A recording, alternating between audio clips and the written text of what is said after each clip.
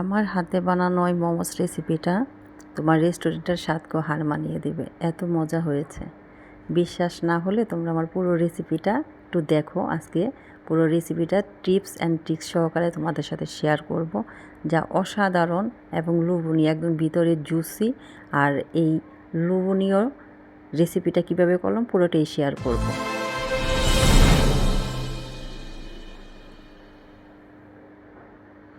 আসসালামু আলাইকুম। প্রথমে আমি গরম প্যানে তেল দিয়েছি, আর সেখানে আমি রসুন কুচি দিয়ে দিচ্ছি, দিয়ে একটু হালকা করে ভেজে নিব, একদম ব্রাউন কালার করে ভেজে নিচ্ছি। এখন আমি রসুনটাকে উঠিয়ে ফেলবো, কারণ এই রসুনটা এখন আর কোনো কাজে লাগবে না, পরবর্তীতে লাগবে। আর এখানে আমি চিলি ফ্লেক্স নিয়েছি, আর এখানে শুকনা কাশ্মীরি মরিচ দিয়েছি হাফ চামচ রসুন কুচি, আর একদম ফুটন্ত গরম তেল, যেই রসুনটা আমি ভেজেছি সেই তেলটা দিয়ে দিচ্ছি।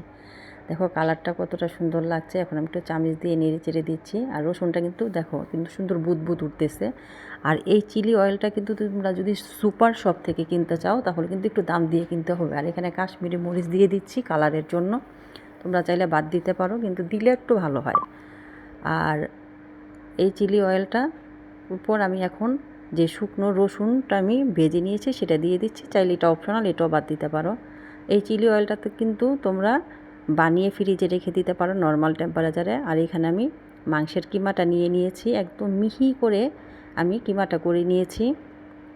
আর এই কিমার মধ্যে আমি হাফ চামচ আদা কুচি, হাফ চামচ রসুন কুচি, আর হাফ চামচ পেঁয়াজ কুচি, আর বিচি ছাড়ানো মরিচের কুচি একটা দিয়ে দিচ্ছি, আর ধনেপাতা কুচি, আর যে ভাজা রসুনটা ছিল সেটাও আমি দিয়ে দিচ্ছি। এটা দিলে একটু ফ্লেভারটা ভালো আসে। আর এখানে বাটার দিয়ে দিচ্ছি, চাইলে তোমরা যে কোনো সবজি অ্যাড করতে পারো।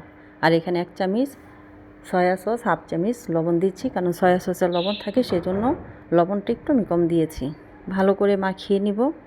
আর মাখানোর মধ্যেই কিন্তু যে কোনো খাবারের স্বাদটা বেশি হয়, কারণ ভালো করে মাখিয়ে নিচ্ছি যেন মশলাটা মাংসের সাথে খুব ভালোভাবে মিশে যায়।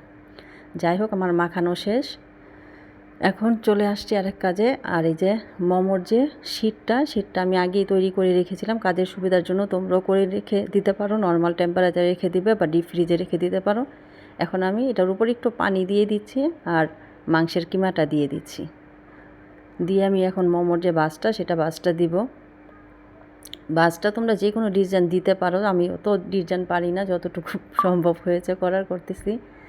তো এই তো আমি একটু সাইড দিয়ে ভালো করে একটু চেপে দিচ্ছি। আর এখন আমি মোমোর বাসটা দিচ্ছি, যেটা তোমার অনেকটা উনথনের মতো।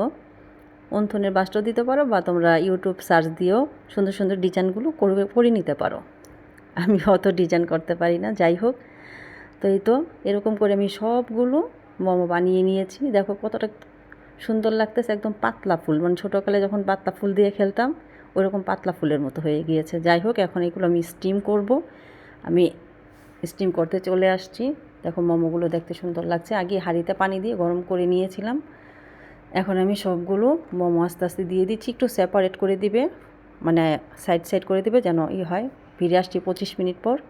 এই তোমার মোমোগুলো হয়ে গিয়েছে, এখন আমি উঠিয়ে নিচ্ছি। আর হ্যাঁ বন্ধুরা, যদি আমার রেসিপি তোমাদের ভালো লাগে প্লিজ ছোট্ট করে একটু লাইক কমেন্ট শেয়ার করে দিবে।